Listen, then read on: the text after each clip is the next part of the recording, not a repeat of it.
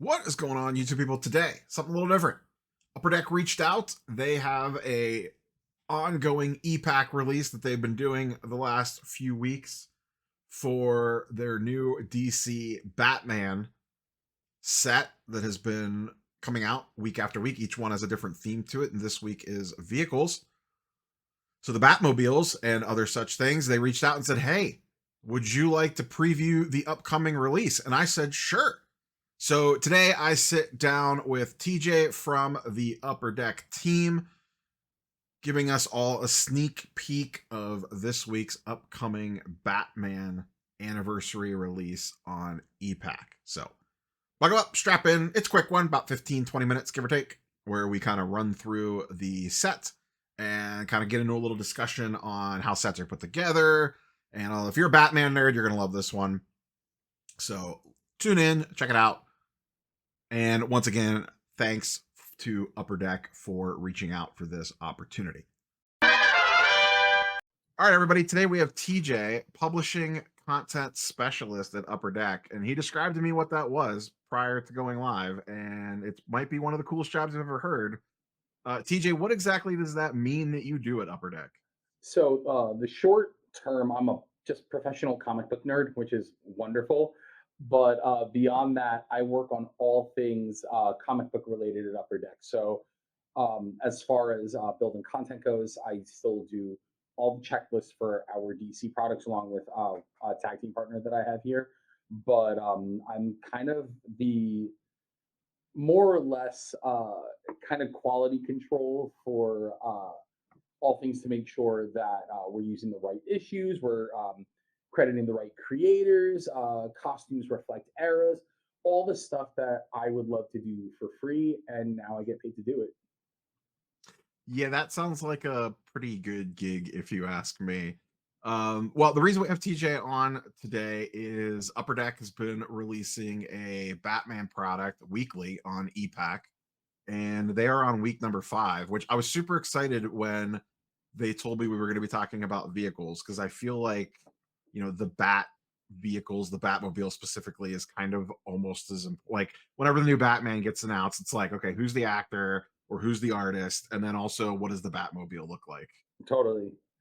No, I mean the Batmobile is one of the coolest elements to Batman. I mean, utility belt's great, and the Batarang's great, the Bat Signal is great, all that. But the Batmobile, I mean, it's the Batmobile is one of those things like Batman's costume that kind of is consistent and changes because it changes as time changes. It kind of goes with the zeitgeist. So it's the Batmobile is just super cool. Yeah. So we're gonna look at, I believe it's 10 cards, correct, for the That's correct. preview for this upcoming week. But before we do that, I'm gonna have TJ kind of give a quick little rundown, because I get this question a lot. Like, I'll talk about e-pack on the channel because I've definitely ripped boxes on e-pack and discussed, like ComC integration and physical cards and digital cards and all that. But I always get questions on, like, wait, what? So are the cards real or not? Am I buying digital cards? Like, what's actually happening? So TJ is going to give us a quick little high level rundown on kind of how e-pack works and how this set's kind of incorporating in with that. Yeah, ePack is just it's our digital platform, but it's another way to get cards into collectors' hands. Basically, when you are digitally ripping open these packs, like with Batman 85th, for example, the cards that you are getting they end up on our digital platform, and then as soon as you're ready to, whether it's immediately or sometimes it's timed, once you have the ability to submit them so you can get your physical card, that's all it is. It's either kind of got a holding space in this digital area, or the moment you get it, bam, you get your card there. But no matter what, even if you haven't submitted for your digital card for the physical immediately, that physical card is still waiting for you. So it's just another way for us to be able to get upper deck trading cards into your hands. It's pretty cool. Awesome. And does this specific release? I know a lot of people go crazy for achievements and stuff like that. How are those breaking down for this? The achievements are super rad. I mean, obviously we have our parallels in here, but then with the achievements, all of the achievement cards for this set have been preview cards for our upcoming Skybox Metal Universe Batman set. We've got 6 achievement cards total. So far, we've in order we've gotten Catwoman, Robin, Harley Quinn, Nightwing, and then we have two more coming. But what is super cool about it is all of the images for each character on those achievement cards are exclusive to those preview cards. I'm not reusing those images anywhere in Skybox Money Universe Batman. Well, that's really cool. So they'll be very unique to this release. Yeah, absolutely. Awesome. And this, before we kind of jump into the individual image previews, so this goes for sale Thursday afternoon, correct? And they've been Thursday at moving noon. fairly quickly, right? Yeah, it's been about 2.5, 3 hours max. So it's been really exciting, but it's about as fast and furious as a Batmobile. So it's something you want to jump on before you miss it. That's a very good problem to have for sure. Uh, Totally. let's let's go ahead and we'll kind of just roll through these. Some of these I have very close attachments with, as though I was never a big DC comic book reader. Adam West Batman specifically was kind of like my gateway drug of a There's a children of the lot of 80s. people. Yeah, Yeah. just watching the reruns, and that's, we'll be talking about that one fairly quickly here. But that Adam West Batman kind of really started leading me down that path that eventually got me in the comics, more on the Marvel side on comics, but just in general, Well, it's just an amazing. rewatching those Adam West things like crazy. I mean, where I spent a ton of my childhood. It's kind of amazing because what we get to do with Batman in particular is while Batman, obviously springs forth from comic books. Not everybody's entry into Batman or to comic books in general comes through comic books. So being able to celebrate Batman in film, television, and animation as well as comic books is what makes this set so cool. So in some way, shape, or form, everybody's Batmobile, whether it's their favorite or the one they got introduced to Batman with, is going to get to have some kind of representation in here. I will say I have three favorites, and they all made this list. So, Oh, uh, awesome. up first, we have one that I was not super familiar with, the 1950s era from Detective comic books. I love this Batmobile. Batman went through quite a few Batmobiles in the Golden Age, but I'm the first. The first Batmobile is in Detective 27, but it's just kind of like a red sort of like sedan type car. Then the first actual Batmobile is Batman issue 5. But this one right here, I mean, the fin, the bat head on the front, the just that whole like cool like modified Studebaker to me is super super cool. But the reason why I wanted this one in here as well is because every now and again, what's old is new, and this Batmobile kind of got pulled out of mothballs in the mid 90s. The first time Dick Grayson took over as Batman for Bruce Wayne, Dick Grayson and Tim Drake were going around in this Batmobile. So you've got all these really great modern comics happening in like 1995, 1996 with a 1950 Batmobile. And it was just so much fun to see that.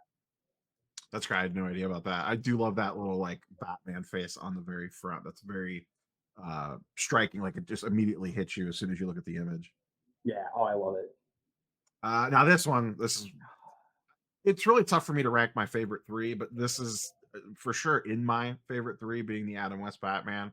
I remember watching this, and it was during the time when the Keaton Batman came out. I was like 8, 9 years old, Yep. Same. and I'll never forget. I wanted to see the Keaton Batman so bad, and my mom said, "Oh, I rented it at the store today. I rented you the Batman movie."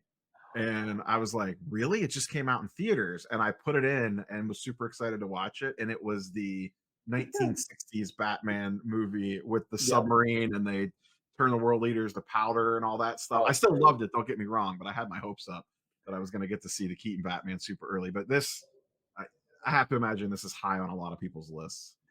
Absolutely, and I do think that this is a Batmobile that still kind of sets a standard for a lot of people. One of the things that I've always loved about this Batmobile is red isn't necessarily a color that you associate with Batman, and you look at this and it doesn't feel wrong. It doesn't feel out of place at all.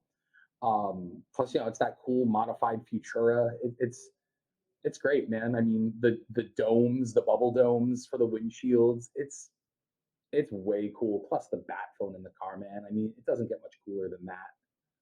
I actually just bought the Lego set of this a Oh, it's couple weeks great. ago. I have I, that build as well. It's so much I fun. haven't put it together yet. It's still sitting in the box. It's on my list for holiday break, but I Awesome. had to have it when it popped up. I forget which. Oh, yeah, the mid '80s era, which I think is a Yeah. lot of people's. A lot of people. This isn't Neil Adams, but a lot of people kind of really gravitate to that mid '80s comic art. I think for Batman. Yeah. So this one in particular, this was I've really tried hard to make sure that everything that I've put in this set isn't just for me. It's kind of for everybody. But this was one that was a really, really big Batmobile for me because of the superpowers toys in the 80s. This was the Batmobile that was a part of that toy line by Kenner. And the artwork here is Chuck Patton, Batman 385. And it was the Batmobile that was on the Super Friends. It was the Batmobile that was in the Superpowers toy line. It just, as a kid, it was everywhere. It was in all the Jose Luis Garcia Lopez style guide art. So it just, I see that Batmobile, and I'm 5, 6 years old. I love it. I forgot all about the Super Friends. All right, another all-time iconic one. I remember the first time I saw this on the screen, I was just like, "Oh my god, this is the most amazing thing I've ever seen." When he first rolled out the armor on it the first time with the little remote Oh and yeah. little bombs come out the side, this, yeah, this is just this might be my number one nostalgia vibe because I just remember feeling a certain way with the first time I saw this thing on a live action screen.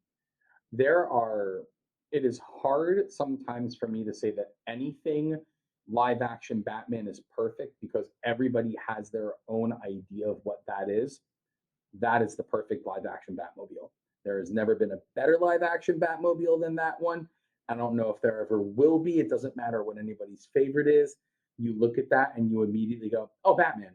And it's just so good. Yeah, I should have to. I'll have to dig it up. I wonder who actually. You know who actually designed it? Did Burton design that, or did someone else I have their don't hands? know. I know that a lot of the set design for the first Batman film is Anton First, and I don't know Mm, if he did the Batmobile or not offhand. But I mean, it's just even on the rare times where that Batmobile shows up in like a Batcave spread, like in Batman 615 during Hush, Jim Lee has this amazing double page spread with all the Batmobiles, but then there's like the animated series and all the live actions, and seeing the Keaton Batmobile in that double spread is the coolest. I remember having the. I don't remember if it was a Matchbox car, but whatever the equivalent would be that they put out for when the movie Turtle came was the out. company that made those. I beat the heck out of that thing Oh yeah, I when I was a had kid. I had the Toy Biz '89 Batmobile toy, and I remember all the other kids had the Kenner one, but the Toy Biz one was cooler because it came with the plastic shell to put over it for Mm, the armor, and that is still like a top tier accessory. yeah, when the armor went on for the first time and came off, I'm like, this is the coolest thing I've ever seen in That's the my greatest. 8 years of life on this planet. Oh, and then hand in hand, we have the Batwing from the same movie. It was fun flipping through these and seeing that Yeah, it wasn't just Batmobiles, because you could do it easy. You could do a 50 card checklist on just for Batmobiles. sure. My initial thought was, okay, we're gonna do all Batmobiles, but then it was the realization of, well, you kind of lose some ability to play around with vehicles and stuff. And I mean, the '89 Batwing. I mean, look, the '89 Batwing gives us the most iconic scene in that movie, and it's the scene where the Batwing is in front of the moon and it makes the Mhm. bat symbol. How do I leave this out just for that scene? Yeah, that yes, that Like, how do perfection on when that thing went through, busted through the clouds Oh, it's amazing. It's in so that movie. cool. The next one is the other one that's in my top three. I love the animated series. Yep. I mean, just period. But the design on the Batmobile is also fantastic on this one. That's super long. It kind of gives you Burton vibes a little bit. Sure. Like you could Just tell that it was kind length. of lifted from that slightly, but it has its Yeah. own unique aesthetic. You know what I love about the animated series Batmobile, and I was so glad that we were able to use this panel from Mad Love because it's still Bruce Timm artwork, so it still feels like we're pulling from the cartoon, even though this is a panel from a comic book. But whenever I see this Batmobile, this is the one Batmobile where I can hear very specifically what the engine sounds like. It's so iconic, it's so heavy, and it's so like intense. It just, oh man, it's great. And I have to imagine for a lot of folks, this was their on ramp as well. You know, for me growing up in the 80s, it was watching Adam West reruns. I have to Yeah, imagine a ton of people got introduced to Batman through the animated series. this is, I mean, it gave so many people, especially new audiences, an idea of what Batman's really like in the comic books as well, which is what I think Batman the Animated Series always did so perfectly. Now, this one I'm not as familiar with was the Redbird for Robin from the mid 90s. So I was very excited that this got approved. I really the way we looked at the Batwing, and it was we wanted more than just the Batmobile in here. Um, if anybody has listened the last couple weeks, I love the Batman family. I love the partners, the sidekicks, whatever you want to call it.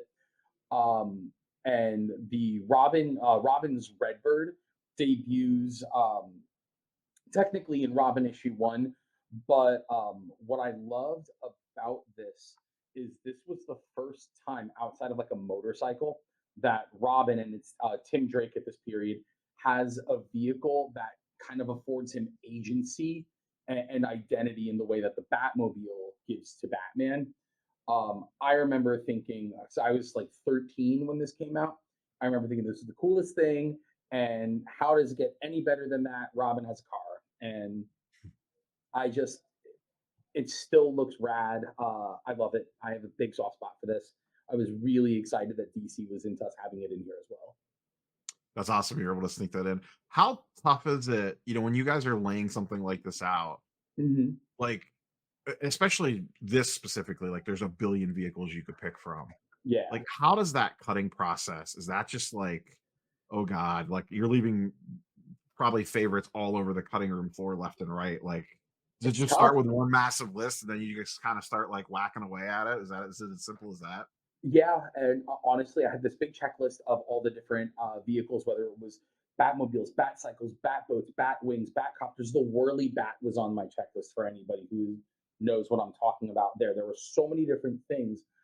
But then I wanted to think about things that were going to get people excited, as I've talked about on the other live streams here. Things that are going to get people conversing with one another and debating, which is a huge thing for me because it's something that I love in this. But then the other thing I wanted was I wanted to subvert people's expectations, and I think with the vehicles more than any of these, we were able to do that because like my favorite Batmobile ever isn't even on this list. Mm. So in my mind, it was, well, I was sacrificing the Batmobile that I love to get the Redbird on here, and I think for what we did on here, it was kind of a law of equivalence exchange. So I was really happy that they were into this and into one other vehicle that shows up on here. And you'll see soon. Nice. Is that during that process, is that you starting with just the list of names, or are you also associating artwork with it at the same time? Or is it more like, okay, I've whittled it down to like these 15 names of vehicles, and now let me start figuring out, because it's really a two-pronged process, I have to imagine, because it's not just the vehicle, it's then, okay, cool, you've picked, you wanted the Redbird, but then I Yeah, have to imagine there's another process of, well, there's these 10 great images of whatever vehicle we're talking about. Now I got to whittle that down. this one was a little easy because I knew. So for anybody who got the Robin achievement card in week 2, the artist we used for that was Tom Grummett, and this one right here is also a Tom Grummett panel. So that was another one of those things where it was like, okay, cool. Now it gets to match, and it kind of gets to thematically feel like it, kind of connects to one another. But yeah, with Batmobiles, I mean, it with other vehicles, it's a little easier to figure out. Okay, well, what am I going to use? But with Batmobiles, it's okay, what era, what period, what artist doing it, and that's just comic books. When it comes to the live action stuff, everybody has a favorite Batman movie, no matter what.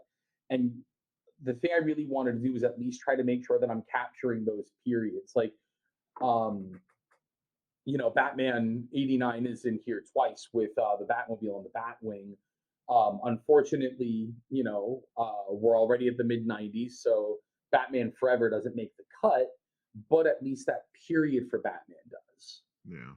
What is your favorite since you brought up that it didn't make the cut? Now I have to ask the obvious follow-up question. Sure. That is Norm Brayfogle designed a Batmobile for the early '90s. 1990, this Batmobile came out. Batman issue 456. It's this really great angular looking blue and yellow Batmobile.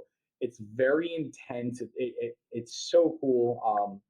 Major soft spot for that. And it was tough leaving that one out, but I thought that this was a good move. I'll have to check that one out. And then we have Nightwing from the early 2020s on his Yep. motorcycle. Yeah, this is from the Tom Taylor, Bruno Redondo run on Nightwing. Nightwing's one of those characters who, when he's had a car, it's always been like these kind of interchangeable sort of chassis. So it never looks like a superhero car. It's just souped up really hard, but it looks like it can blend in. And it was so nice to see him get a vehicle that stands out in the same way that he does. So like even that kind of windshield sort of spot there, that's just his chest symbol. I think it's way fun. Great image on that one too. Yeah. Did any villain vehicles come close to making the cut? Yes, the Joker Mobile almost made it in here from the Bronze Age stuff, just because I That's think the it's obvious so one. cool. But it was a little hard because the reality is, um, live action vehicles are more iconic to the Batman audience than comic book vehicles. So I really wanted to make sure that I was hitting those marks as well. Yeah, I'm sure we'll see that turn up somewhere at some point in time. Oh, for sure. The tumbler. I mean, the most. I would say this is by far and away the most. I could see this existing. I mean, I know that they're actually. I think Joe Burrow actually just purchased one of these Yeah, for a few million. I saw, but like, this is legitimately like could be a military vehicle driving around in some foreign nation doing things. it's a wild design.